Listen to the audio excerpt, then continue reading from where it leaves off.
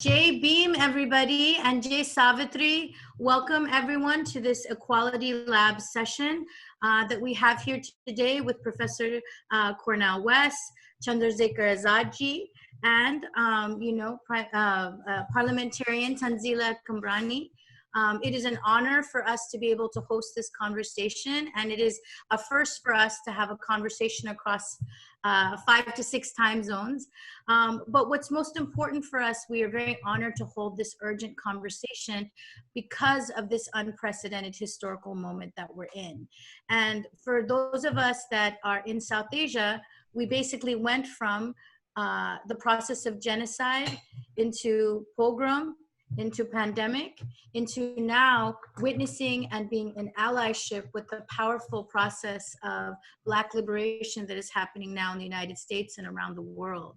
So as we look at these urgent moments, what was very clear for us is that so many of us are looking at the uprising of Black people, and it reminds us of the crucial and important politics of Black internationalism. And it is that politics that's actually going to drive the through line of our conversation, because we want to know, what is this internationalism that animates not just Black and Dalit and Shidi international solidarities, but also redefines how South Asians confront their own anti-Blackness and anti-Dalitness.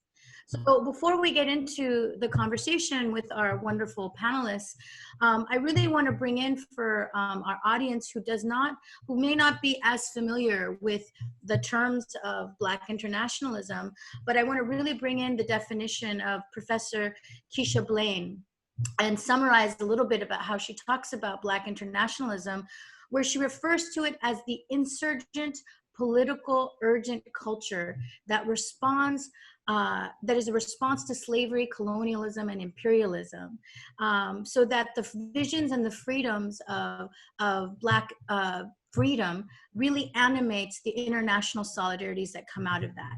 And that Black efforts for freedom had to use transnational collaborations and solidarities in order to overcome the dehumanizing system of white supremacy. And, I think that, for many Dalits and caste-oppressed people, as well as for people who are of African descent within South Asia, this Black internationalism is so crucial because it sets a foundation for oppressed people to see each other. And I know that for many Dalit Americans, we were mentored by professors like Professor Cornel West, but so many other Black scholars and Black feminists, really because of that spirit that in order for one of us to be free, all of us needed to be free. And so I think that, as we begin this conversation, I really want to remind people that we have a whole tradition of Black internationalism that has informed so many of our movements for racial justice and also for to defeat Brahmanism. And some of those figures, I just want to bring their names in because they're really are what grounding us right now. So this includes Angela Davis, Malcolm X, Kwame Nkrumah, Marcus Garvey, Paul and Islanda Robeson, Aimé Césaire, Gwen Patton, Patrice Lumumba, Elaine Brown, Kathleen Cleaver, Asada Shakur, Bell Hooks, Linda Burnham, Marga Okazawa Ray. There are so many names and so much history there to draw upon. And for those of us that are just learning about Black internationalism, we'll be adding a series of links so that you can learn and really come into this moment. But I also want to flag, particularly for South Asians who aren't used to thinking about an anti-caste mindset, that there are many Dalit internationalist collaborations that have met and built solidarities with Black movements. And this includes and was foreshadowed by the relationship and the correspondence between Dr. Ambedkar and W.E.B. Du Bois, but also the synergy between the Black and Dalit Panthers, as well as the many, many agitations and policy collaborations at both the UN Conference Against World Racism, as well as the World Social Forum in Mumbai.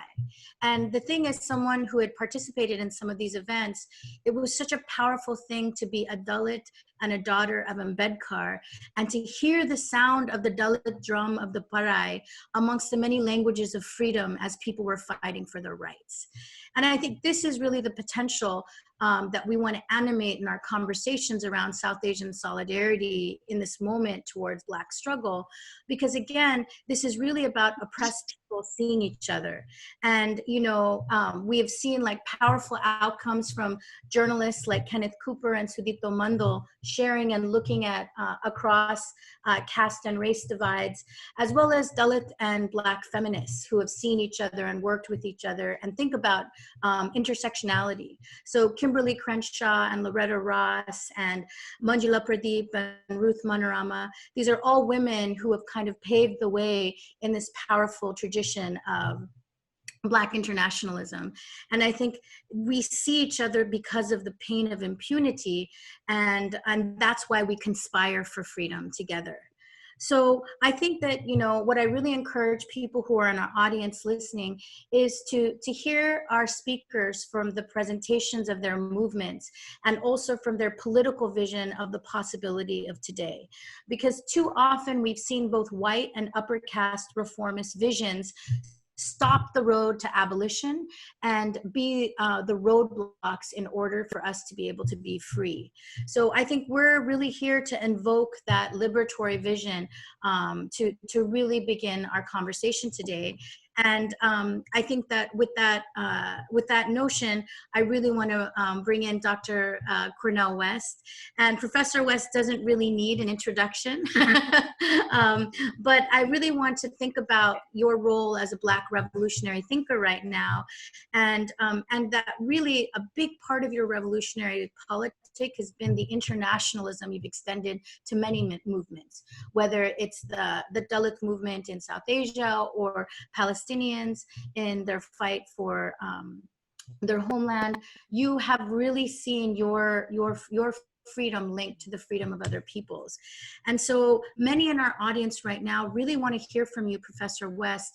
How do you look at this particular moment of history in terms of Black freedom? Well, I'd first like to say I am blessed to be here. And I salute each and every one of my brothers and sisters and comrades, and just be able to work with you, Sister Tina. We go back now many years marching in Washington, D.C. and singing Fannie Lou Hamer songs and Bernice Reagan songs on the street in front of the White House. It's always a blessing to be in conversation with you. I come with a deep spirit of humility that I'm here to learn. I'm here to listen. But I will say that I've always had great joy in being a part of a Black freedom struggle that is rooted in the belly of the beast. It's rooted in the American empire. And at the same time, it is connected to struggles all around the world. It could be Colombia, it could be Haiti, it could be West Bank, it could be Roman brothers and sisters in Europe. It could be Jewish brothers and sisters in France being attacked and so forth. There's an internationalism that's crucial. But when it comes to my precious Dalit brothers and sisters, the rich legacy of Ambedkar, and when it comes, I'm learning more about the Shidi brothers and sisters in Pakistan. We must have an international solidarity that has a vision of where we want to go, that has a moral and spiritual and artistic dimension, which is very important. We must have an analysis of power that begins with empire, with imperialism, always rooted in predatory capitalist expansion, in which white supremacy, Brahmin supremacy, patriarchy, homophobia are elements within that attempt to subordinate peoples in order to gain access to their lands, to dominate them, to exploit them.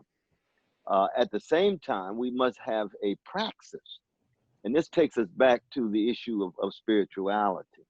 You see that when what we're talking about here tonight is revolutionary love in Pakistan, India, in the American empire, and it relates to every corner of the globe. And revolutionary love simply says that we believe that oppressed peoples ought to be the lens through which we look at the world, their suffering, their doings, their joys, their sorrows, centrality of the drum that comes out of the first peoples of the species, Africans, and the expansion of those Africans around the world, and the ways in which white supremacy and Brahmin supremacy, always rooted in predatory forms of economic production in the modern world, especially capitalism, tend to want to degrade and dishonor, and most importantly, divide us so that we do not come together and see what we have in common, so that our solidarity is not given a priority. And so I think the tradition that you invoked in terms of some of the figures become very important.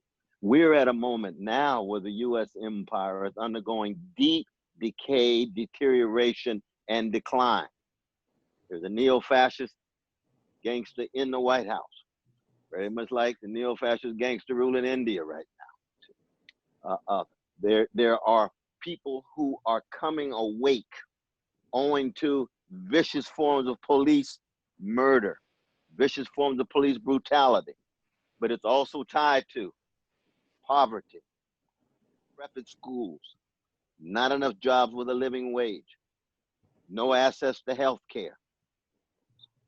All of these conspiring in the context of the pandemic too, and 400 years of white supremacist slavery and white supremacist neo-slavery in the US empire. So this is a very unprecedented moment because it's so broad, 2,000 cities now. When Martin Luther King Jr. was shot on April 4th, 1968, we had 175 cities in rebellion. Now we've got 2,000. This is unprecedented. And it's also now international. It's global. And we have to take advantage of this movement, seize the ways in which the best of our history, the revolutionary love tied to serious talk about justice and freedom, acknowledging the central role of the arts. And I want to end on this. The central role of the arts, because for oppressed peoples, and especially African peoples, there has to be quality forms of spirituality, culture, arts, and music that can sustain us in the face of white supremacist, predatory capitalist backlash and clampdown, vicious forms of repression, so that we know that there's a joy inside of us, a love we have for mom and dad and grandparents and ancestors that can never be taken away. No matter how powerful those who rule at the moment are. They want to break our spirits. Our spirits must be fortified before we're then able to have the larger vision, the subtle analysis of empire, capitalism, imperialism, patriarchy, homophobia, and so forth, and then the practice, breaking the back of fear. Breaking the back of fear. Martin Luther King Jr. used to say, I'd rather be dead than afraid. Ellen Pleasant, who was a black woman who gave nearly $1 million to John Brown. John Brown was a white brother who died for black people, fighting against slavery. She used to say, I'd rather be a corpse than a coward. Courage, the centrality of fortitude and courage at the level of our spiritual selves, our soulful selves, connected to the revolutionary love, always with a smile and always with style. Well, Professor West, definitely always with style and always with the heart. But I really also want to just keep digging into what you're talking about, because again, this revolutionary love is the spirit that will not be tamed and will also not be extinguished by this predatory economic system.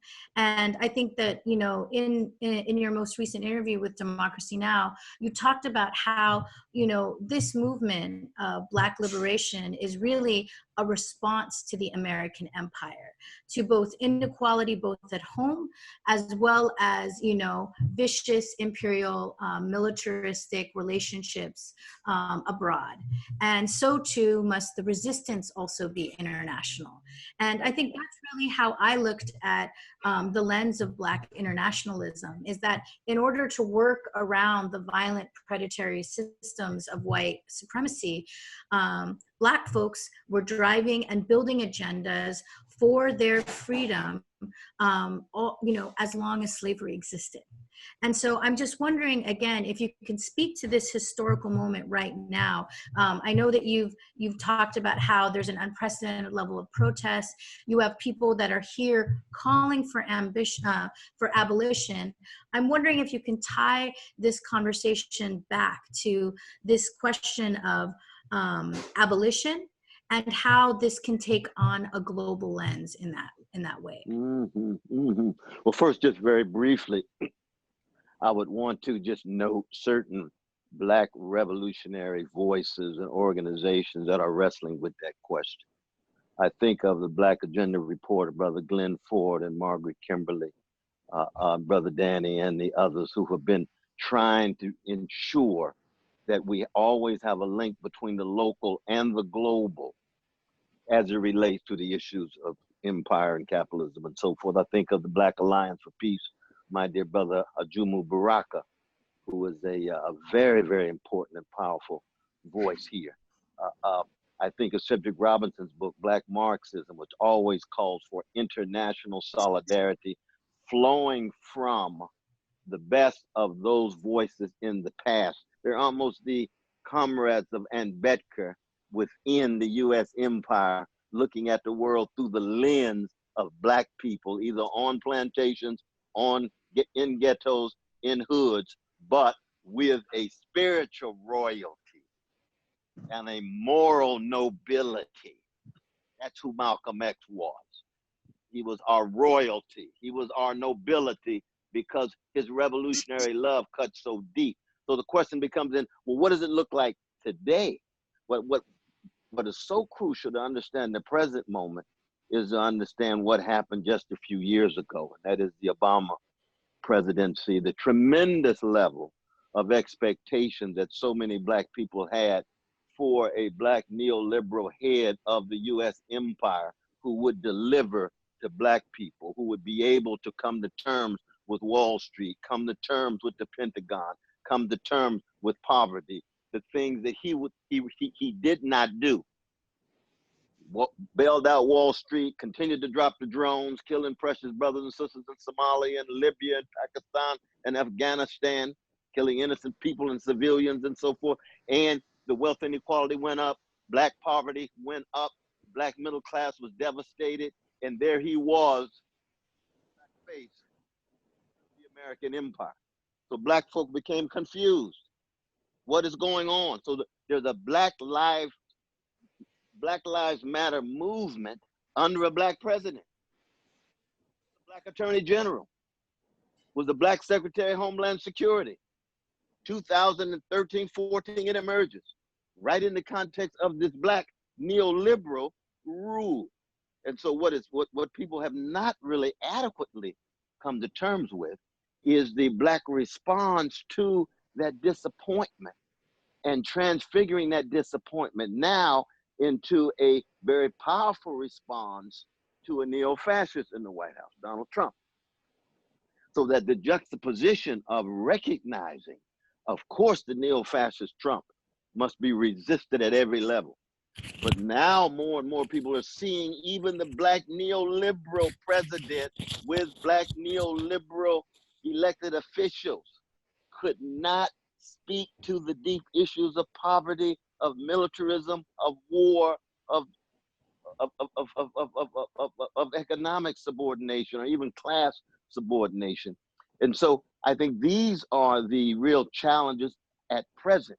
If the present moment is a moment in which we only talk about police murder of Black people, and don't make the connection of 800 military units of the U.S. government around the world, the expansion of AFRICOM in Africa, the drones still being dropped in Southeast Asia and the Middle East, and then don't come to terms with Wall Street domination of the economy, we miss out. The Black internationalism that we're fighting for misses out. We've got to make these connections so that our solidarity is real and concrete. That's precisely why our conversation today is so very, very, very important, my dear sister. And I think this is really like the really crux of it for me, is that we are in an unprecedented moment of authoritarianism, where, you know, when you think about the last time we had fascism ascendant, we had one Hitler, but you know, we had the Axis powers, but there was 3 or 4 of them, right? We now have authoritarian figures and that in charge of almost all of the major democracies of the world.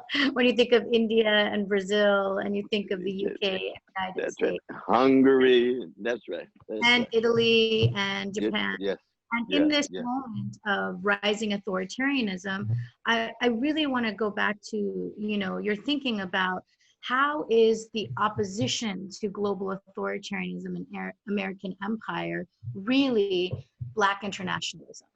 And particularly as Black internationalism forces us to really take apart the global and the local foundations of American empire.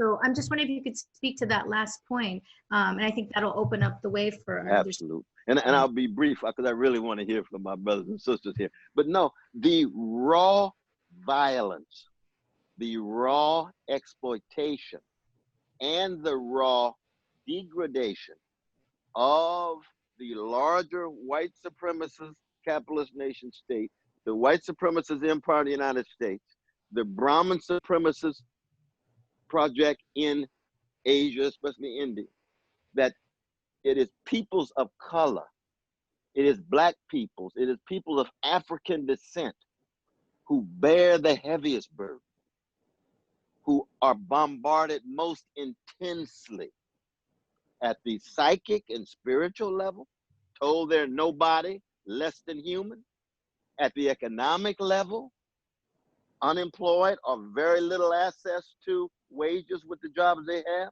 at the political level in terms of being marginalized regarding their role in the nation state, and at the social and educational level, where the curriculums in the schools are still so narrow and so parochial, it does not embrace the creativity, the intelligence, the imagination, and the history of peoples of African descent in any serious way.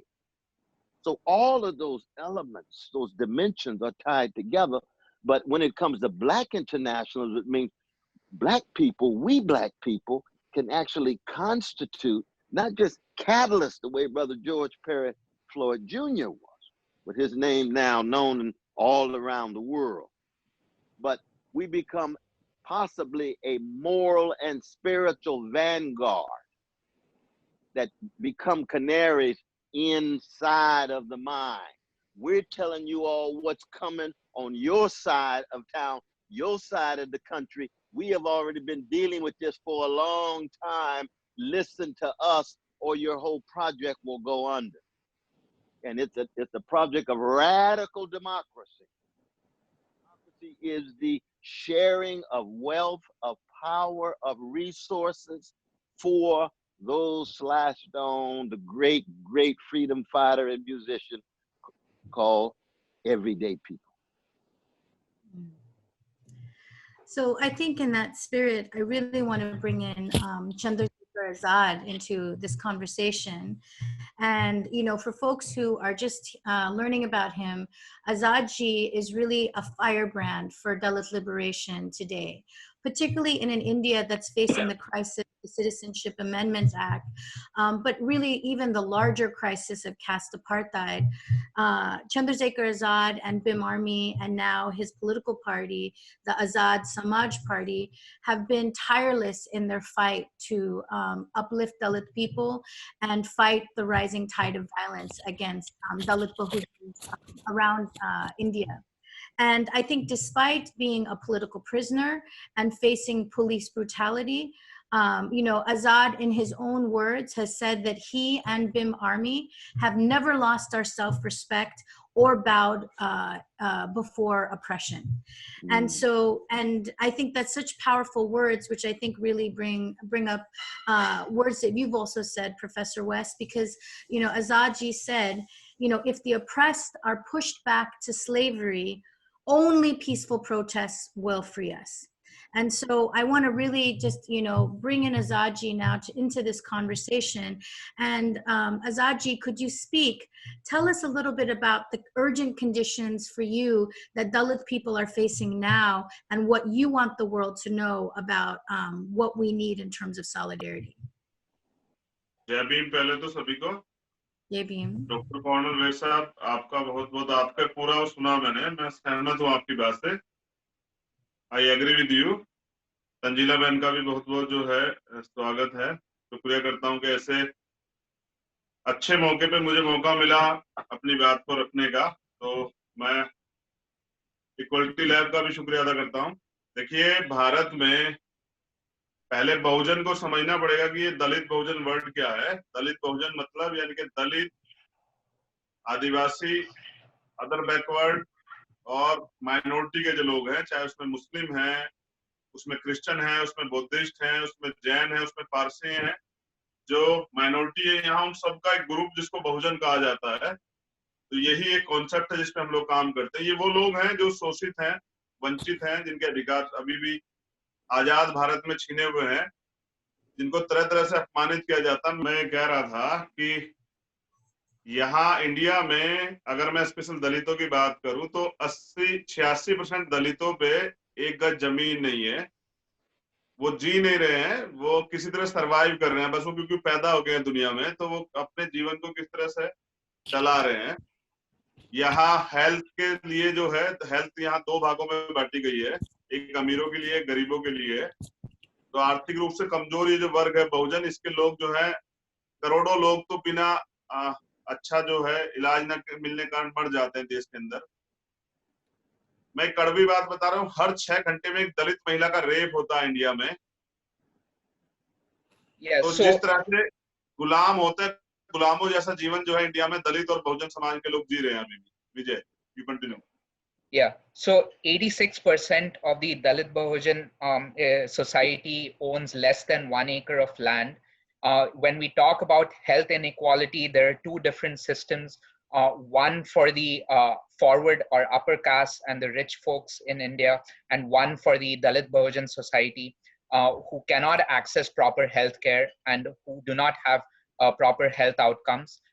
One of the bitter facts that I would like to mention over here is almost every 6 hours, someone, a woman from Dalit Bahujan society is a survivor of rape and is a survivor of sexual assault. And these are some of the things and some of the oppressions that we're fighting against. तो मैं अगर crime ratio की बात करूं, यहाँ NCRB का जो data है, national register of crime bureau का, वो कहता है कि लाखों अत्याचार की घटनाएं हर साल होती हैं, उनमें से 26% दर्ज होती है। और मैं अगर कन्वेक्शन की बात करूं कि सजा कितने लोगों को मिलती है, तो जब से ये सरकार आई है, डॉक्टर कर्नल वेस्ट आपको स्पेशली बता रहा हूं, जब से सरकार आई है, पहले 2014 से पहले 26% कन्वेक्शन होता था 100% में से, लेकिन अब सिर्फ 16% हो रहा है। तो हालात बद से बदतर हैं। यहाँ मूछे रखने पे दलितों को मारा जाता है, यहाँ शादी के समय प्रथा में घोड़ी पे चढ़ने में दलितों को मारा जाता है, यहाँ मॉब लिंचिंग होती है, यहाँ तरह तरह के और अपमान होते हैं। एक दलित अपने एक बार के जीवन में सैकड़ों बार यहाँ मरता है अपमान से। यहाँ दलित अधिकारी कर्मचारी हो सकता है, लेकिन उसको उसकी जाति की वजह से, जैसा मैंने सबसे पहले कहा था कि जाति एक बड़ा जो है अभिशाप है यहाँ, उसकी जाति की वजह से उसको जिंदगी भर ये अभिशाप, ये सहना पड़ता है अपमान। तो स्वाभिमानी होते हुए भी उसको जो है तरह तरह के अपमान का सामना करना पड़ता है। अगर वो अदर कास्ट में शादी कर लेता है तो ऑनर किलिंग होती है, उसके पूरे परिवार को, उसकी बहनों को, उसकी माताओं को अपमानित किया जाता है, गांव में उनका बहिष्कार होता है। विजय, कंटिन्यू।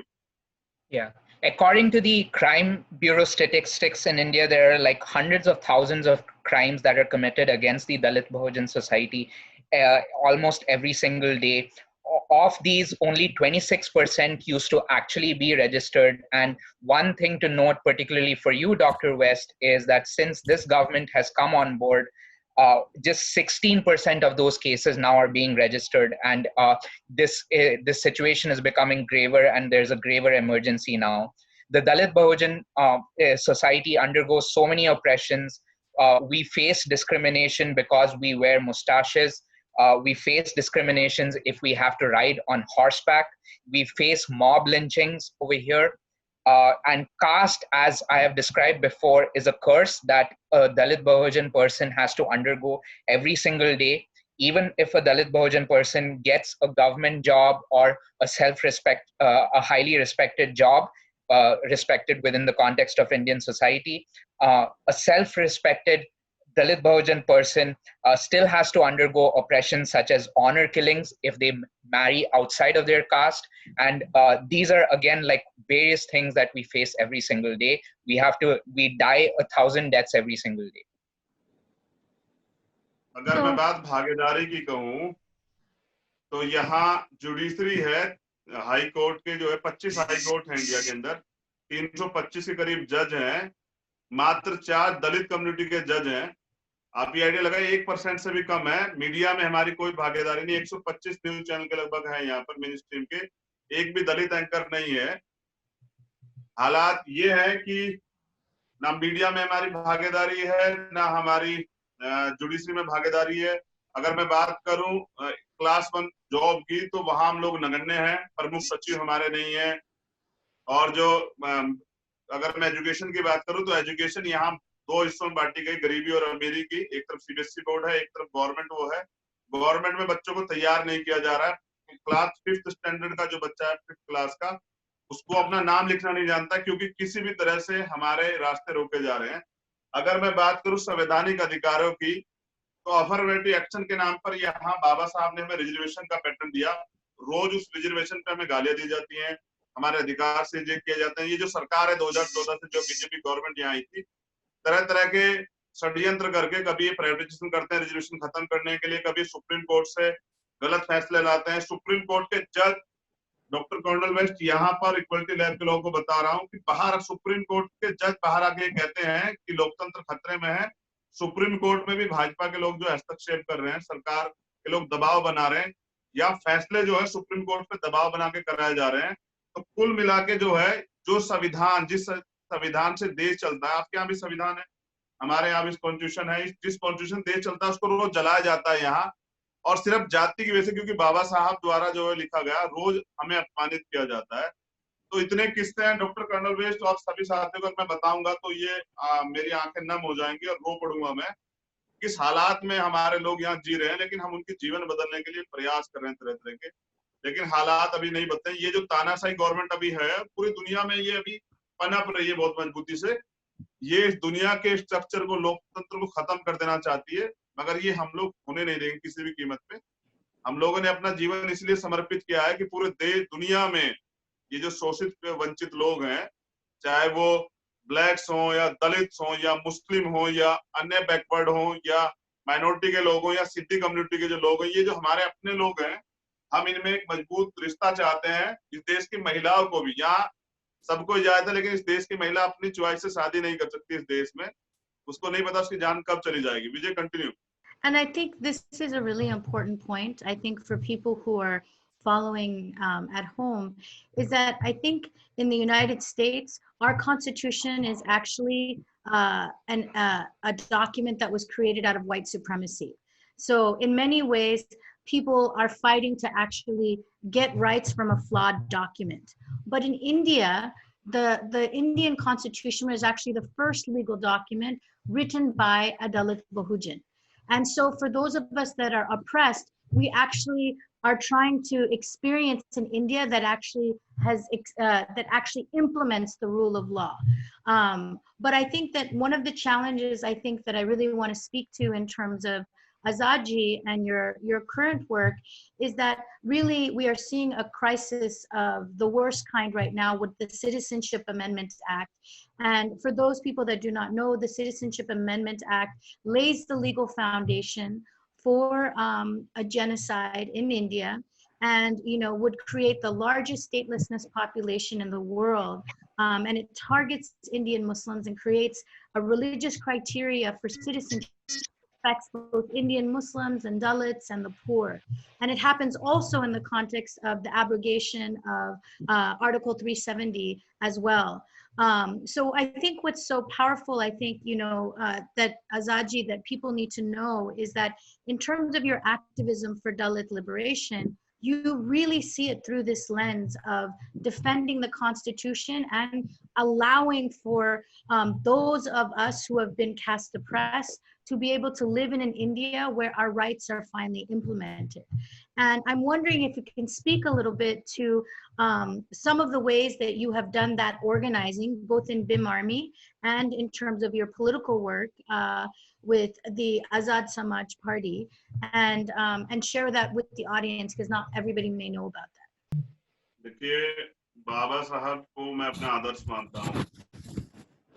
तो आर्टिकल 15 जब उन्होंने कॉन्स्टिट्यूशन में लिखा है, तो जाति के साथ नस्ल का भी जिक्र उन्होंने किया है, और उन्होंने ये भी कहा है आर्टिकल 14 में कि धर्म के आधार पर कोई भेदभाव नहीं हो सकता है। विधि के अनुरूप कोई भी जो है आप भेदभाव नहीं कर सकते हैं इस देश में, धर्म के अनुरूप, क्योंकि ये लोकतांत्रिक देश है, ये सेकुलर कंट्री है, तो यहाँ ये नहीं हो सकता है। लेकिन ये तानाशाही सरकार जो है, जैसे वहाँ व्हाइट सुप्रीमेसी है, तो यहाँ ब्राह्मणवादी व्यवस्था है, यहाँ ब्राह्मण सुप्रीमेसी है। उसके अकॉर्डिंग जो है, जैसे मैंने आपको बताया कि 80% लोग बेरोजगार हैं, सिस्टम में हमारे लोग नहीं है, तो रोज इस देश में नई से नई नीतियां बनाई जाती, किस तरह से हमें गुलाम बना के रखा जाए। उसकी कड़ी में सीए, एनपीआर, एनआरसी जो है एक बड़ा कदम था, इसका हम लोगों ने विरोध किया, क्योंकि ये इस देश के कॉन्स्टिट्यूशन के खिलाफ था, और अगेंस्ट द कॉन्स्टिट्यूशन कोई भी कानून बनेगा हम लोग उसको एक्सेप्ट नहीं करेंगे, जिसमें हमारे भाइयों को और हमारे अपने लोगों को जो पहले से शोषित हैं, दलितों के साथ मुसलमानों की स्थिति भी देश में बहुत भयानक है। सच्चर कमेटी की एक रिपोर्ट है, दलितों के से बुरी स्थिति जो है मुसलमानों की देश में है।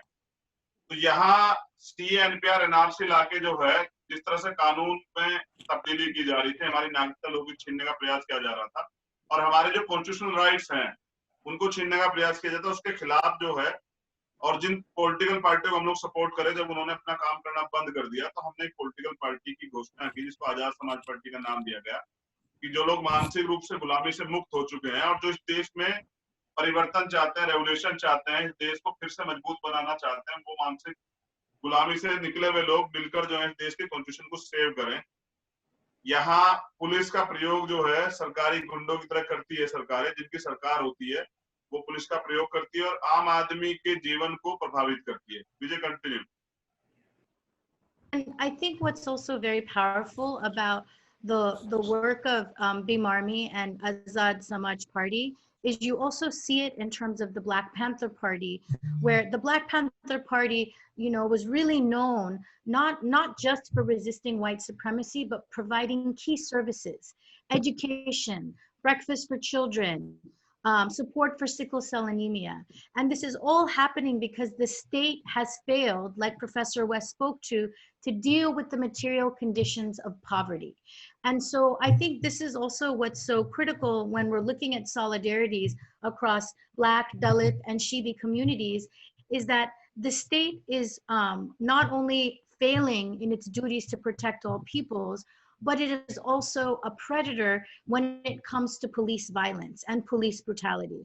Because that is also, I think, one thing that is such a profound connection between Black and Dalit peoples, is that whenever we have seen resistance from Black revolutionary movements and Dalit revolutionary movements, we have always seen political prisoners, whether it's Mumia Abul Jamal or, Brother Geronimo Pratt, or indigenous leaders like Leonard Peltier.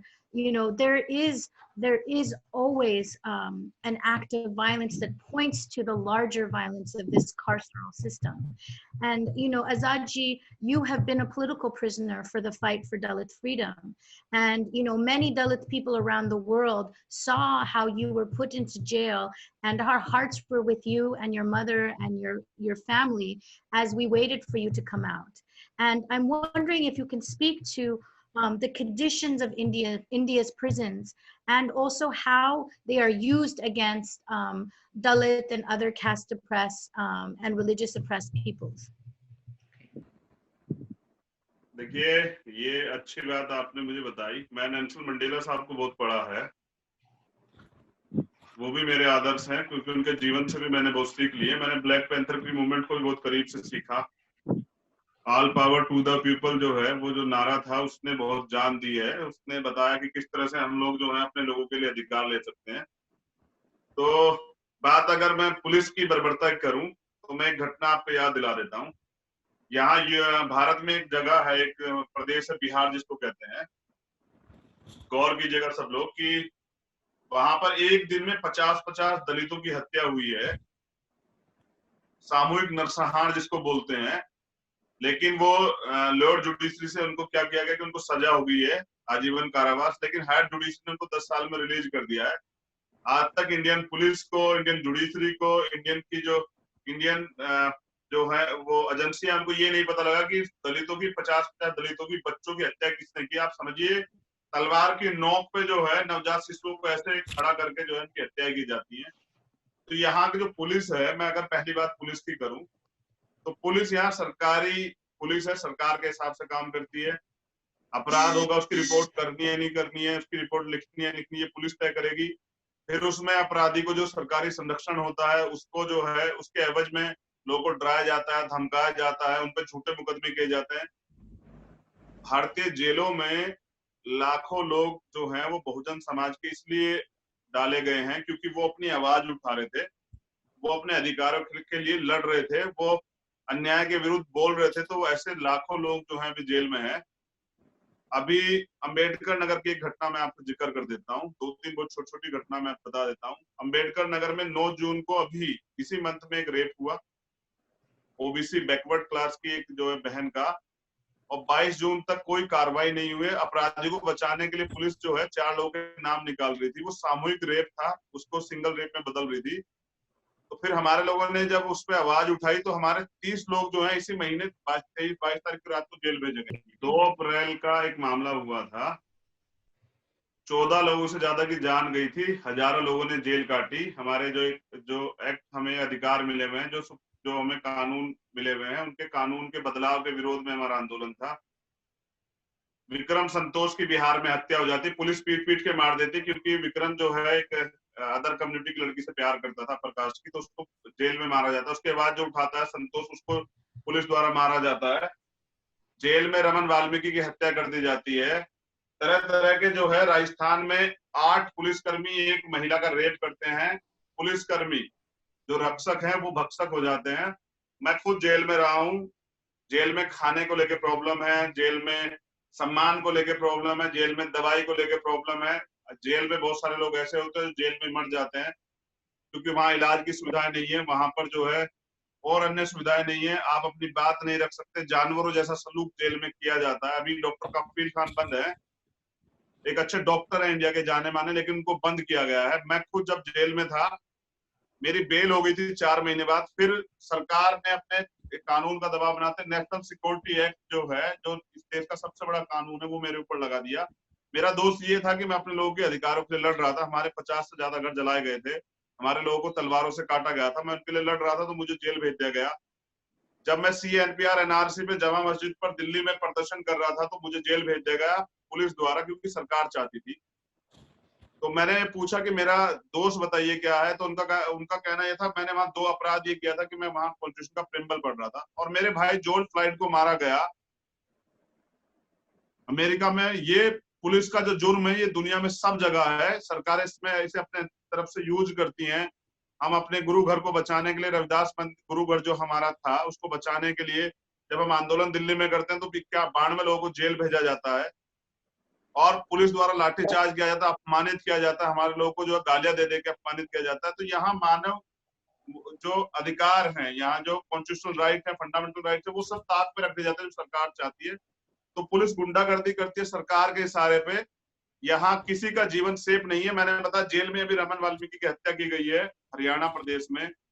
तो यहाँ जीवन safe नहीं है। यहाँ अगर आप अन्याय के खिलाफ आवाज उठाते हैं तो आपको पुलिस का जो है, पुलिस की बर्बरता झेलनी पड़ेगी। सरकार का विरोध आप करते हैं तो आपको फिर यहाँ आपकी जान भी जा सकती है। गौरी लंकेश की हत्या यहाँ हुई है।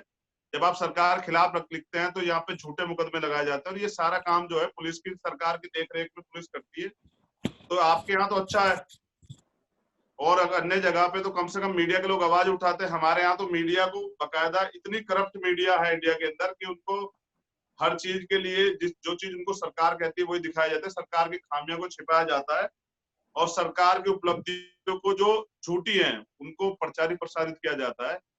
तो इंडिया में बुरा हाल है। हम लोग प्रयास कर रहे हैं कि किसी तरह से इस पे कंट्रोल किया जाए। इससे लोगों को तैयार कर रहे हैं, क्योंकि लोगों में अवेयरनेस नहीं है, इसलिए सीए, एनपीआर, एनआरसी को भी नहीं समझ पा रहे। तो हम लोग की जिम्मेदारी बनी कि ग्राउंड लेवल पे लोगों को बताएं कि ये कानून किस लिए बन रहे हैं, ये आपके अधिकार छीनने के लिए बन रहे हैं।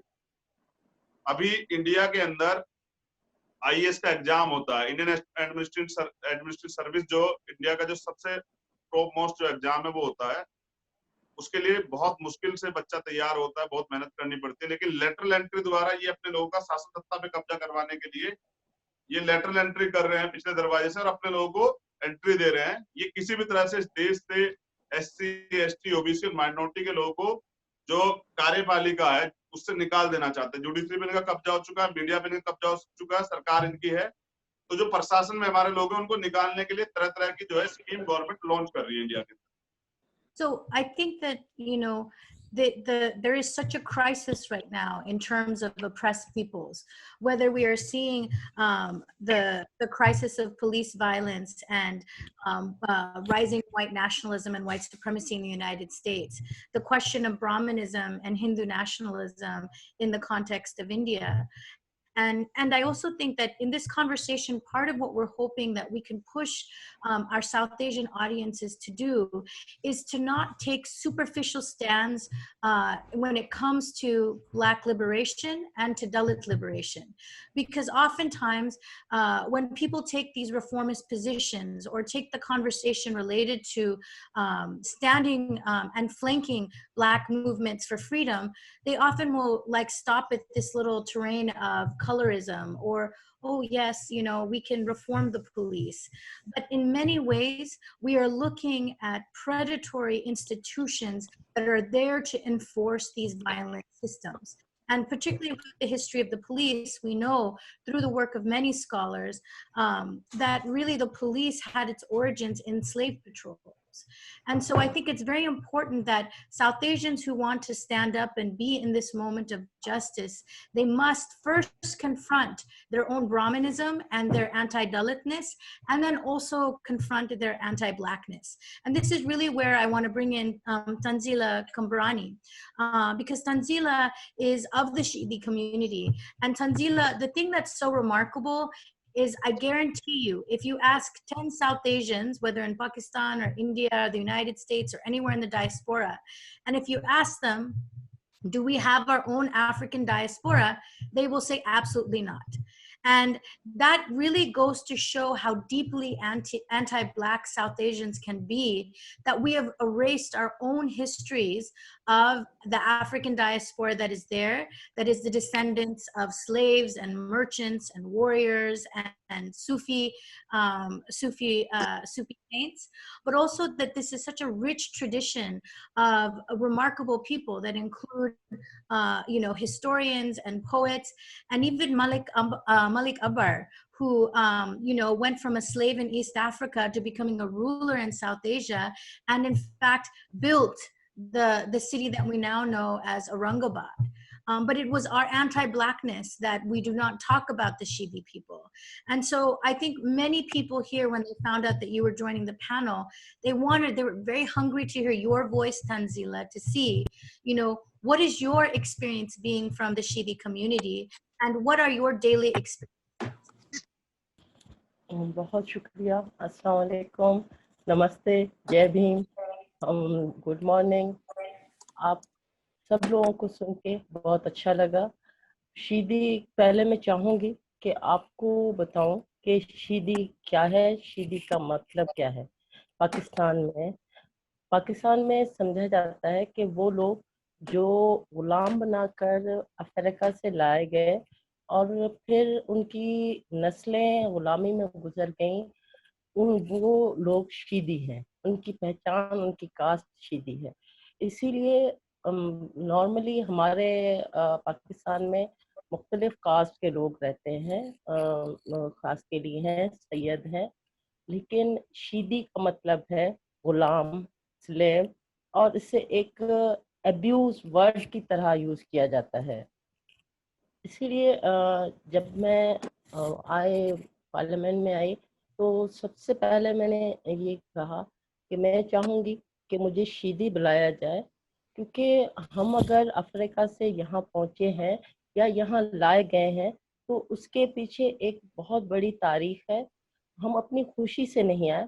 हम एक दरख्त से टूटे हुए पत्ते हैं, तो अगर वो पत्ता कहीं गुम हो जाता है तो उसमें उसका कसूर नहीं है।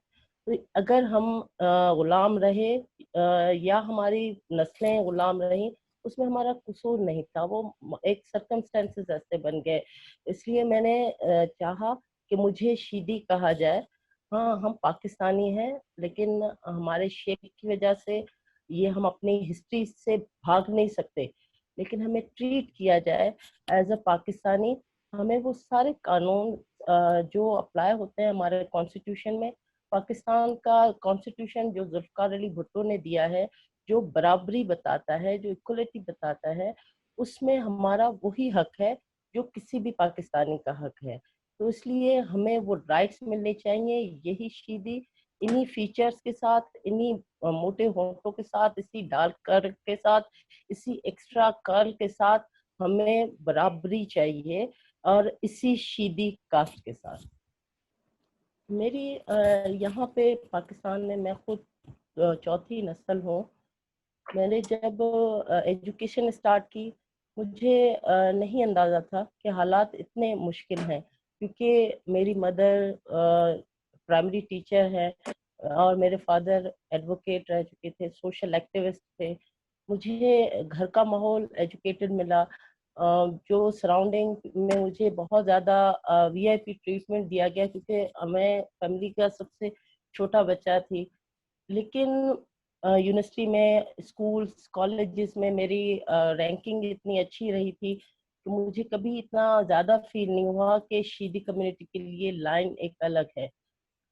जब मुझे प्रैक्टिकल लाइफ में आने के बाद मैं एशियन बैंक की कंसल्टेंट बन गई, फाइनेंस कंसल्टेंट हो गई।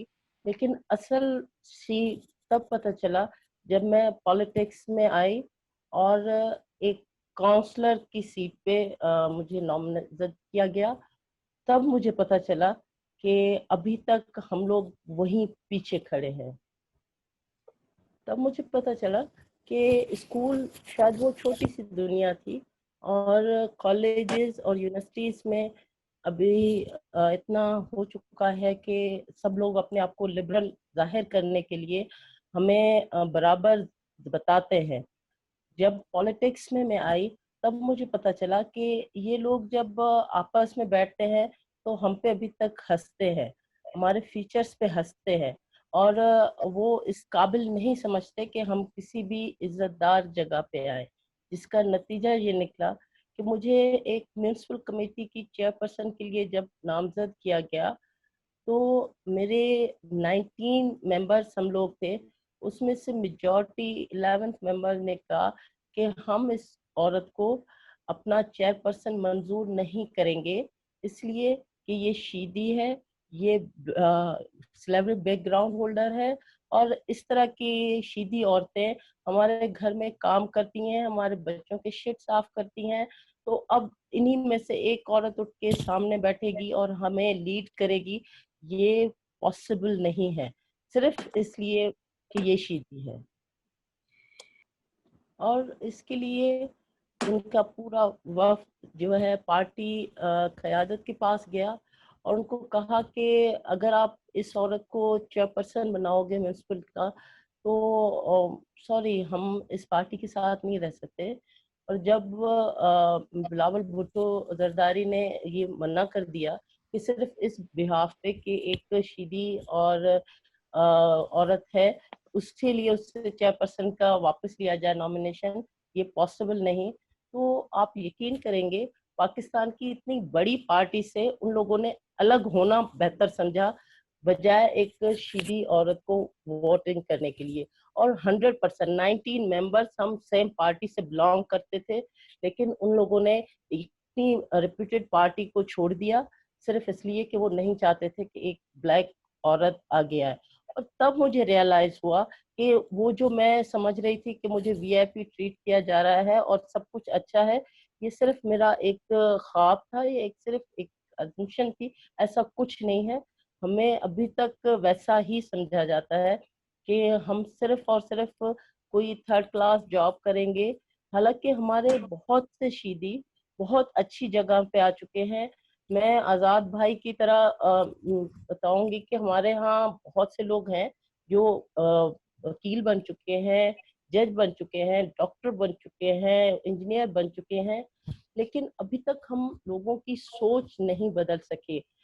हालांकि हमारे कॉन्स्टिट्यूशन परमिशन नहीं देता ओपनली इनको इस तरह से डिस्कस करने की, लेकिन अभी तक ये चीजें, ये लोग जब आपस में बैठते हैं तो ये अच्छा ये शीदी है, शीदी शीदियानी ये कह के अंदर से बहुत अच्छा फील करते हैं।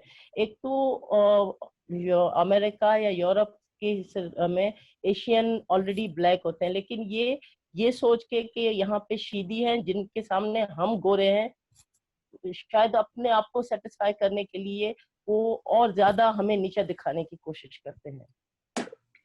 मुझे हमेशा ये दुख रहेगा कि एक ऐसी सीट म्यूनसिपल कमेटी की जो 100% जिसके मेंबर्स पार्टी से थे, पार्टी के नाम पे वोट लेकर आए थे, वो पार्टी को लॉस करनी पड़ी सिर्फ इसलिए कि पार्टी एक शीदी के साथ, शीदी औरत के साथ खड़ी रही। मैं ये सोच जो है, ये सोच हम इतनी नस्लों तक नहीं बदल सके। अगर अभी भी कहीं कोई झगड़ा हो जाए तो अगर एक वाइट पाकिस्तानी और ब्लैक पाकिस्तानी या शीदी का झगड़ा हो जाए तो 90% ऑलरेडी अज्यूम कर लिया जाता है कि ये क्राइम जो कमिट किया गया होगा वो शीदी की तरफ से किया गया होगा, ये झगड़ा स्टार्ट किया गया होगा तो शीदी की तरफ से किया होगा। लास्ट टाइम एक शीदी की डेथ हो गई लड़के की किसी के घर में फायर के दौरान। फर्स्ट अजम्पशन ये की गई कि ये क्योंकि ये शीदी है, ये चोरी करने आया होगा। हमारे बच्चों को अटैच कर दिया जाता है नेगेटिव एक्टिविटीज के साथ। ये जॉर्ज का वाकया सिर्फ नहीं है, हमारे यहाँ ये एक मिथ कायम की है कि अगर कहीं कुछ गलत हो रहा है और वहां पे 4-5 कास्ट इन्वॉल्व है, एक शीदी है, तो 50% तो इसमें शीदी का ही कसूर होगा, क्योंकि इनका तो काम ही नाचना है और झगड़ा करना है, लड़ना है, नेगेटिव एक्टिविटीज में इन्वॉल्व होना है। बाकी जो 50% है वो बाकी 4-5 लोगों में डिस्ट्रीब्यूट कर दिया जाएगा। तो इस तरह की ये थिंकिंग चेंज नहीं हो पा रही है। मैं समझती हूँ कहीं थोड़ा बहुत हमारा अपना भी कसूर है कि अगर हमारे लोग थोड़ा कहीं आगे चले जाते हैं, कहीं सेटल डाउन हो जाते हैं, तो वो पीछे वालों को भूल जाते हैं, वो उनके लिए कुछ बेहतर नहीं कर पाए। जब मैं म्यूनसिपल कमेटी की चेयरपर्सन नहीं बन सकी तो मुझे अपनी शीदी कम्युनिटी की औरतों के कमेंट्स का पता चला and then I was shocked. उन्होंने कहा कि अच्छा हुआ कि हमारी कम्युनिटी से ये औरत नहीं बनी, अगर ये कल चेयरपर्सन बन जाती तो इसने तो और भी ज्यादा हमारे लिए मुश्किल पैदा करनी थी। इसने खुद को अलग करके और बार बार ये सुपीरियरिटी हमें एहसास दिलाती कि मैं चेयरपर्सन बन गई हूँ और मैं, तुम लोग इतने नीचे गिरे हुए लोग हो और मैं तुम में से बेहतर हूँ, सिर्फ मैं ही बेहतर हूँ, तुम में से कोई भी अच्छा नहीं है। तो ये बात मुझे बहुत बहुत तकलीफ दी थी कि हम में से जो लोग आगे गए हैं वो इस तरह उन्होंने पीछे वालों को छोड़ दिया है कि अब जो पीछे रह गए हैं वो नहीं चाहते कि हम में से कोई आगे निकल जाए। मैंने इस सारे सिनेरियो के बाद ये इन दिनों कोशिश की कि मैं जान सकूं कि हमारे शीदी क्यों ये उन पे ये स्टैम्प है कि हम लोग सिर्फ नेगेटिव एक्टिविटीज में इन्वॉल्व हो सकते हैं। तो इस पे मैंने थोड़ा काम किया।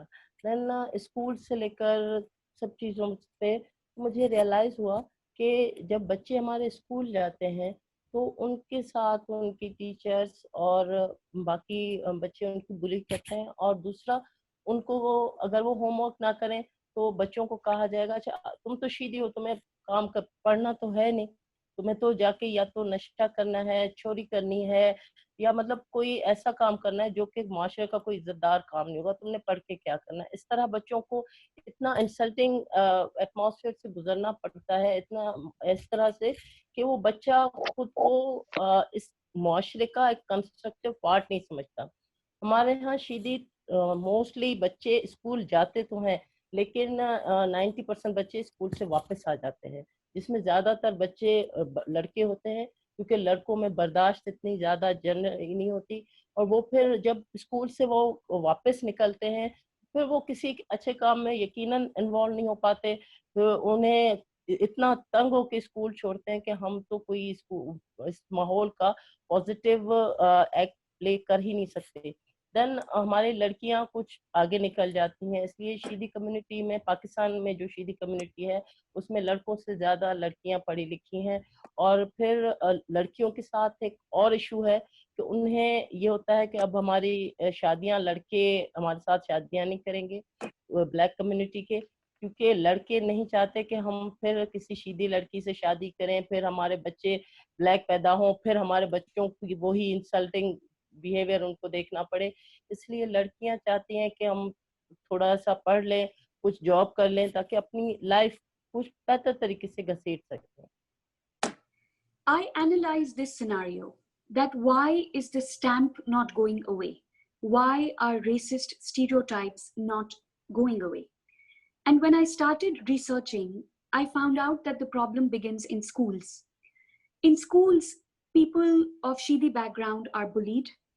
When they do not do their homework, they are told, oh, doesn't matter, you're going to do drugs or stealing.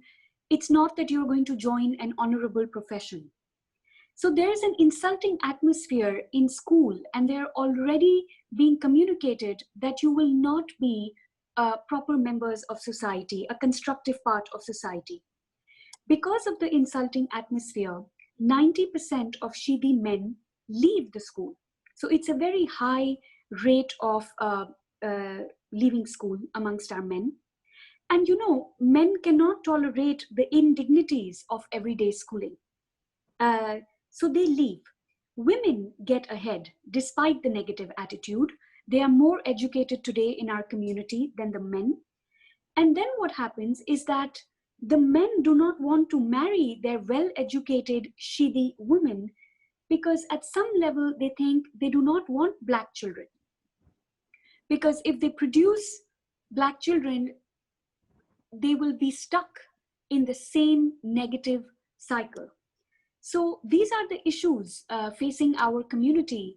And in this context, women still try to do better for themselves, try to get educated and get jobs and some security. I think और what, oh, sorry, Tanzila. Go ahead. I'm sorry, didn't mean to interrupt. Go ahead. और एक चीज जो मैंने अपनी जिंदगी में observe की कि हम वाहिद ब्लैक कम्युनिटी हैं जिन्हें हर जगह पे अपने आप को प्रूफ करना पड़ता है। मैं चाहे एशियन बैंक में थी या पॉलिटिक्स में आई या आज एमपी होने के बाद, हर स्टेज पे हमें अपने आप को प्रूफ करना पड़ता है कि हम शीदी भी होके भी पढ़ भी सकते हैं, सर्व भी कर सकते हैं, और उनका पाकिस्तानी हम एक अच्छे पाकिस्तान को आगे बढ़ाने में हेल्प भी कर सकते हैं। ये हमें प्रूव करना पड़ता है। अदरवाइज फर्स्ट लुक हमारे लिए जो भी देखता है उसका फर्स्ट इंप्रेशन, ओके पार्लियामेंट में शीदी औरत आ गई है, ओके बस फिनिश। लेकिन अपने एटीट्यूड से, अपने काम से मुझे साबित करना पड़ा। मेरे लिए लकी रहा बहुत अच्छा कि मैं एक ऐसी पार्टी से अटैच हूँ जो वुमेन एम्पावरमेंट में बिलीव करती है। अभी भी हमारी असेंबली में अगर स्टेयरिंग कमेटी की चेयरपर्सन है, 2 औरतें हैं, तो उनमें से एक मैं हूँ।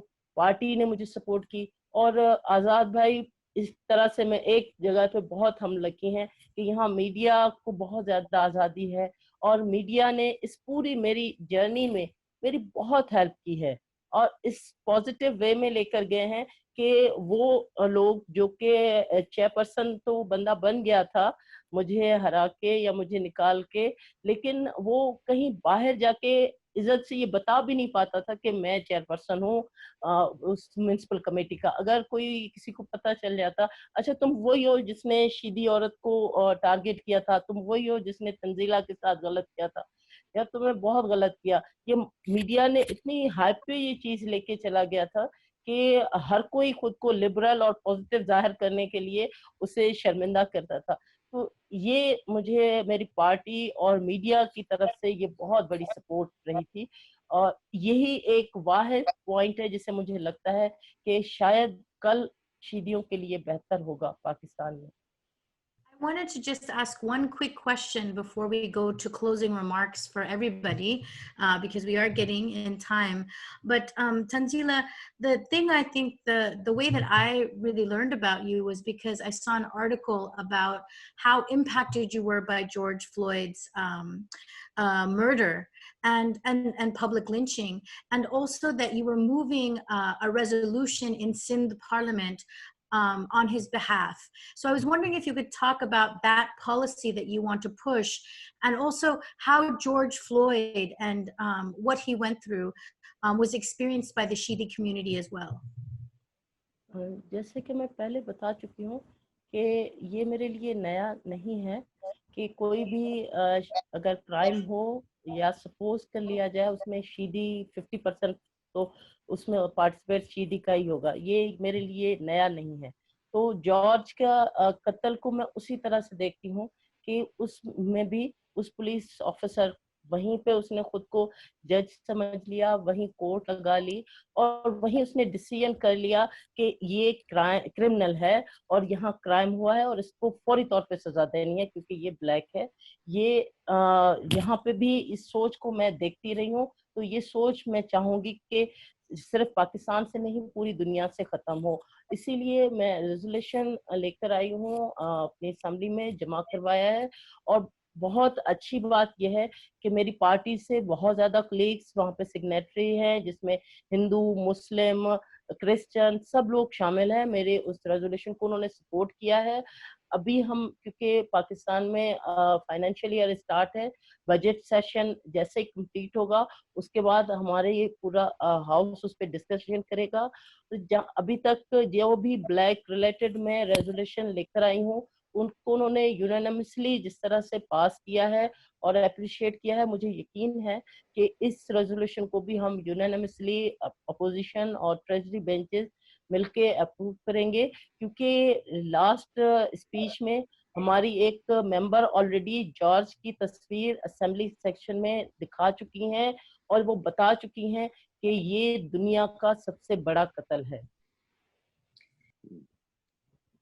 Thank you for that, Tanzila, and your powerful words, and also which also are a deep call to action to anyone who is listening. You know, the time to to really stop the denial of South Asian anti-Blackness is today. And it really is your stories and also your firm commitment to Shidi leadership and being the first. This is the first time in the United States that we've heard from a Shidi parliamentarian and a Shidi feminist like yourself. So we really want to thank you for sharing your time and space with us. So I will come back to you. You'll have the last word. Don't worry, Tanzila. But I want to go to the closing remarks of our other speakers because, you know, Professor West, I know this is some of the first times you have ever heard from someone from the Shidi community, as well as from Chandrasekhar Azad. And, you know, you are truly in a company of amazing freedom fighters. And really, again, this is a conversation that was only possible through Black radical internationalism. And so I'm wondering if you could give us some closing thoughts about tying in these ideas of how we are fighting against these systems of white supremacy and Brahminical supremacy, but also the challenges we have to really make these struggles local and global as our liberatory traditions transform these predatory systems. Well, I want to say I'm profoundly inspired and empowered by my Shidi sister, my Dalit brother, and always, Sister Tina. I mean, your brilliance and your eloquence in conducting and negotiating how our voices are intertwined with your questions makes such a very, very important difference. Equality Labs has so much to must take great credit. What a force for good you all are. I'll say this in closing, that as we enable and ennoble each other, that our traditions, specific and local, connect us, international and global, against evil forces that lose sight of the humanity of any body. And they are structures and institutions as well as attitudes and dispositions. That in the end, we're going to have international solidarity, a Black internationalism tied to a brown, tied to an indigenous peoples, tied to across the board. But the Black internationalism is going to be very important leaven in the loaf. Very important leaven in the loaf. And the loaf cannot expand without the leaven itself being strong. And so I'm just so very, very blessed to be here tonight. I know it's in the morning for our brothers and sisters in Asia, but I've learned so much, and I've been deeply fanned and fueled of fire, so that I'm more fortified. I wish I could be in India right there on the ground fighting with my precious Dalit brothers and sisters. I wish I could be in Pakistan on the ground fighting with my Shidi brothers and sisters. And of course, I say exactly the same thing when it comes to Palestinian brothers and sisters fighting against vicious Israeli occupation. I say exactly the same thing when I think of struggling against dictatorial figures, be it in Africa or be it in Asia. To be in solidarity, to care and concern, to have a care and a concern that takes the form of being willing to empty oneself, being willing to serve others by giving of oneself, one's mind, one's heart, one's soul, one's body, and one's great tradition that filters through each and every one of us. So thank you so very much, Equality Labs. Thank you, my dear Sister Tina, for allowing me to be here. Well, in that spirit, I also want to bring in Azadji. We would love to hear your last remarks, because again, so much of what you spoke to is about a democracy in crisis. And India is on the precipice of genocide, and only movements can stop the tyrannical, Brahminical government that we're seeing in play right now. And I'm wondering, because you also brought so many powerful threads of solidarity, both in terms of the response of police brutality, in terms of how oppressed people see each other, and the inspiration that Black and Dalit liberatory movements have within each other. We would like to hear your last closing thoughts to kind of bring in your vital and just so powerfully moving cry for people to stand with Dalit peoples and Muslim peoples and caste oppressed peoples right now. सबसे पहले तो मैं equality lab का और यहाँ जो हमारे guest हैं, हमारी बहन तंजीला उमा हबीबी दीदी जो है, और डॉक्टर कॉर्नल वेस्ट, उनका स्वागत करता हूँ। एक लाइन में पहले कह देता हूँ तंजीला बहन को कि आप याद रखिए, आपका एक भाई यहाँ इंडिया में भी रहता है। आज से मैं आपको जो एक्सेप्ट करता हूँ कि आप मेरी बहन है, और जिंदगी भर मैं इस रिश्ते को निभाऊंगा। मैंने बाबा साहब से महिलाओं का सम्मान करना सीखा है। देखिए, बाबा साहब जो है खुद ब्लैक प्रॉब्लम्स के स्टूडेंट रहे हैं। प्रोफेसर ड्यू बोइस के साथ जो उन्होंने पत्राचार किया 1946 में, उन्होंने वहां की प्रॉब्लम के जो है और जिस तरह से ब्लैक्स ने काम किया उस पर, उसको उन्होंने सराहा। प्रोफेसर ड्यू बॉयस ने उनका जवाब देके भी कहा कि वहाँ अछूतों के साथ भी प्रॉब्लम है, मैं समझता हूँ दलितों के साथ वहाँ दिक्कतें हैं। तो ये रिश्ता बहुत पुराना, हमें लगता है ये हमारा अपना दर्द। जब जॉर्ज फ्लॉयड के साथ ये हुआ तो ये लगा कि जैसे अपने भाई के साथ ये हो रहा है, और वो जो यहाँ पे होता है वही वहां पे उस जैसा ही था। लेकिन वहां पर मीडिया है जो दिखाता है, यहाँ पर तो मैं डॉक्टर जैक का जो है, मिस्टर जैक का धन्यवाद करता हूँ, ट्विटर वाले जो मिस्टर जैक हैं, उन्होंने वहां के राष्ट्रपति का ट्वीट डिलीट किया। यहाँ प्राइम मिनिस्टर से सवाल नहीं कर सकते, आप मिनिस्टर से सवाल नहीं कर सकते गवर्नमेंट के। जब ब्लैक लिस्ट मैटर का मामला चला, ये पूरा आंदोलन चला ट्विटर से लेके सब जगह, तो पूरे देश में भीम आर्मी और आजाद समाज पार्टी को समर्थन किया। इंडिया में भी हमने इसको बड़े पैमाने पे चलाया। जो हमारे एनआरआई साथी वहां रहते हैं, हमने उनसे भी अपील की, तो बड़ा समर्थन जो है ब्लैक लिस्ट मैटर को यहाँ मिला। उसके बाद यहाँ Dalit lives matter, Bahujan lives matter, OBC lives matter, ये ट्रेंड भी चला है। मुस्लिम लिस्ट मैटर, ये ट्रेंड यहाँ चले हैं, तो एक अच्छा सीखने को मिला। सिंधी कम्युनिटी इंडिया में भी है, वो गुजरात में भी रहते हैं, वो हैदराबाद में भी रहते हैं, वो महाराष्ट्र में भी रहते हैं। जो बाबा साहब ने जब कॉन्स्टिट्यूशन लिखा तो आर्टिकल 15 में जाति धर्म के साथ नस्ल का भी जिक्र किया, क्योंकि वो इस लड़ाई से वो जानते थे, उस लड़ाई को समझते थे, वो इस तकलीफ को समझते थे। हम इंसान हैं, हम इंसानों की तरह चाहते हैं, अपने अधिकार चाहते हैं। जो कॉन्स्टिट्यूशन में सबको अधिकार मिला वो हमें मिले, हमारे साथ जो है ये भेदभाव ना किया जाए। ये लड़ाई कॉमन है।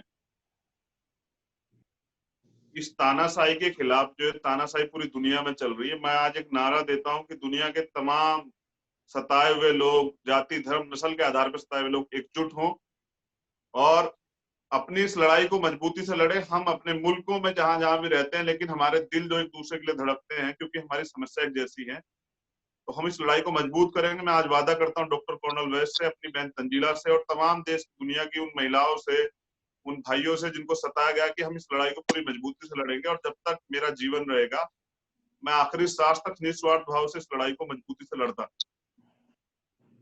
ये जो चल रहा है, एक लास्ट लाइन में कहना चाहता हूँ, ये जो चल रहा है ये इंसानों में नहीं होना चाहिए। जिस तरह का भेदभाव डिस्क्रिमिनेशन यहाँ है, ये इंसानों में नहीं होना चाहिए। लेकिन ये जो किया जा रहा है, क्योंकि ये जो ब्राह्मणिकल सिस्टम है, ये इनजस्टिस पे जो है डिपेंड करता है। और हम इंसान हैं, जानवर नहीं है, हम अपने अधिकार चाहते हैं। आज भी 10 लाख से ज्यादा मैनुअल स्पेंजर्स जो है, सफाई कर्मचारी इंडिया में गटर में उतर के सफाई करते हैं, लेकिन हमें रोज अपमानित किया जाता है जाति की वजह से। ये अपमान बर्दाश्त नहीं होगा। अब हम लड़ने के लिए तैयार हैं, लेकिन हम कॉन्स्टिट्यूशन वे में लड़ना चाहते हैं, और हम इस देश की तमाम महिलाओं को का सम्मान, उनके अधिकार चाहते हैं, सब शोषित वंचितों के अधिकार चाहते हैं। तो ये लड़ाई अब शुरू हुई है। आज अच्छे सही साथियों से बात हुई है। मैं विश्वास करता हूँ, मुझे विश्वास है कि ये लड़ाई और आगे बढ़ेगी। और कभी आप लोग अपने आप को अकेला महसूस मत कीजिएगा। जब भी वहां से कोई आंदोलन का बिगुल बजेगा, आपको इंडिया में उसका पूरा समर्थन मिलेगा, ये मैं वादा करता हूँ अपने सभी साथियों। हम रहे ना रहे, लेकिन ये फांसीवाद के खिलाफ जो लड़ाई चल रही है, नस्लवाद के खिलाफ जो लड़ाई चल रही है, धर्म जाति के आधार पर सताए के लोगों के खिलाफ जो मूवमेंट बनाएगी, उसके खिलाफ जो जंग चल रही है, उनके अधिकारों के लिए जो लड़ाई चल रही है, ये लड़ाई कमजोर नहीं पड़ेगी। इतने लोग मैं तैयार करूंगा इंडिया के अंदर आप लोगों के सपोर्ट में, और इस चेंज के लिए, परिवर्तन के लिए, कि इंसानों को इंसान समझा जाए, उनके साथ भेदभाव ना। जय Bhim. Thank you. Thank you. So Tanzila, I want to give you the last word and really, bring your voice in, because really your voice was really the inspiration for this panel in so many ways. So Tanzila, what are your last thoughts that you would like to leave our audience with? बहुत शुक्रिया equality lab का, doctor साहब and आज़ाद भाई।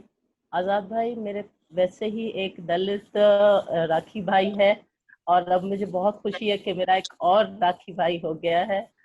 इंशाल्लाह आप देखेंगे कि हमें भी रिश्ते निभाने आते हैं और Siddi are very much committed person, तो आपको ये साबित करके बताएंगे। मैं ये कहना चाहूँगी कि मैं क्योंकि मोस्ट इन्फ्लुएंशियल अफ्रीकन डिसेंट 2019 की मेंबर भी हूँ, और लास्ट ईयर जब न्यूयॉर्क में दुनिया के हम 100 ब्लैक जमा हुए थे, वहाँ एक चीज़ जो हमें बहुत दुखदायक थी हमारे लिए, कि हम लोग जिस कंट्री में हैं उसी में रहना चाहते हैं, जो जहाँ है। अब वापस हम अफ्रीका नहीं जाना चाह रहे, लेकिन हम चाहते हैं कि हम जिस कंट्री में हैं, जिस जगह पे हैं, हमें वहीं वो इज्जत दी जाए, वहाँ वही बराबरी दी जाए, क्योंकि हमारी सारी ईमानदारी अपने मुल्क के साथ है। बीइंग पाकिस्तानी, मैं अफ्रीकन अपने आप को कहलाने से ज्यादा पाकिस्तानी कहलवाना पसंद करती हूँ। तो मेरे वही इज्जत भी मैं डिजर्व करती हूँ जो पाकिस्तान का कोई भी दूसरा नॉन शीदी डिजर्व करता है। और मुझे उम्मीद है कि एक दिन वो मिलेगी, क्योंकि हम सबको इसके लिए कोशिश करनी होगी। इसके लिए बीइंग शीदी हमें कोशिश करनी होगी, और जो नॉन शीदी हैं उन्हें ये मानना पड़ेगा। इसके लिए एक और चीज जो जरूरी है वो ये कि हम शीदी को एजुकेशन में जाना पड़ेगा। हम लोग बहुत अच्छा कर सकते हैं, हमें एजुकेशन के लिए स्पेस चाहिए। हम सिर्फ ये कहते हैं कि हमें फिश मारने के लिए आप कुंडी दे दें, हम खुद ही मार लेंगे, हमें खाना नहीं दें, हम खुद ही बना देंगे। Thank you. Thank you. And I really want to thank not only all of our speakers, but also all of the people that have tuned in and trusted us with this conversation. This was a big first for our organization, because if you didn't know, we had maybe 4 speakers on the screen here, but we actually had many people working behind the scenes to make sure that this went smoothly and that we had translation that was effective. And so really want to give a shout out to all of those people that that really helped to make this platform happen, because this was history in the making. And I think that the thing that I really want to just emphasize for people is that, you know, in looking at Dr. West's call to really think about how the global is local, and how we need to dismantle American empire with this historical moment of our movements and our protests. The thing that I'm so struck by all 3 of our speakers is that when we fight these fascisms and these incredible predatory systems, we join not out of fear, but we join out of radical love. And we join out of a radical revolutionary possibility that if Black lives are free, all lives can be free. And so I really want the people who are listening to take this deeply to heart. You have heard the voices of 3 powerful leaders and many, many, many, many millions of people who they represent. And you cannot leave this this dialogue and not be moved to act. And so some of the things that we really want, particularly for South Asians that are tuning in, you absolutely must confront your anti-Blackness and your anti-Dalitness. And you cannot be silent, and you cannot be complicit, and you cannot be the reformist roadblock into the powerful moment we have towards freedom. So I would ask you to please make way and clear the path for those that are leading this struggle on the ground, that are risking everything, including the exposure to the virus, to stop genocide and to fight white supremacy, and to stand not just for what we are against, but to stand for what we could be for. And that is really the powerful vision of Black internationalism and Dalit solidarities and Shidi solidarities. And so I want to thank again our speakers, the folks from Equality Labs and the Dalit Feminist Solidarities that allowed this conversation to happen, as well as all of the people who tuned in at home. We will encourage and we will make sure that we have this video available with subtitles, because we hope that this is just the beginning of many powerful Black and Dalit and Shidi conversations. And we also hope that we will be able to have you guys all back again for another round too, because as you see, we are a talkative group of people, and we need more than 2 hours. We need a lifetime. We need a lifetime to understand how we've been separated. Correct? Yes, Azaji. Yes, please. बहुत शुक्रिया। हम लोग जीना चाहते हैं इसे अपने अपने मुल्क में अपने अधिकारों के साथ, सम्मान के साथ, स्वाभिमान के साथ, और हम लोग इस लड़ाई को आगे बढ़ाएंगे। हम इंसानियत का जो धर्म है उसको जिंदा रखें। Oof. All right then, everybody. Let's go for our folks in South Asia. We hope you have a wonderful day, and the thoughts of this wonderful talk go with you. For our folks that are joining us in the United States, we hope this gives you wonderful dreams of the future we're going to build together. So do not despair. We are building a community together of resistance and radical love. And, you know, again, I also want to just thank all of the speakers and everyone again. This was an amazing historical conversation, and it was these solidarities of feminism and Dalit and Black and Shidi movements that really made this happen. And so thank you all. So Jai Bhim and Jai Savitri, bye. Take care, everyone. Jai Bhim and Jai Bhim. Jai Bhim. All power to the people. All Yes. power to the people. All power to the Yes. people. आवाज तो हम एक हैं।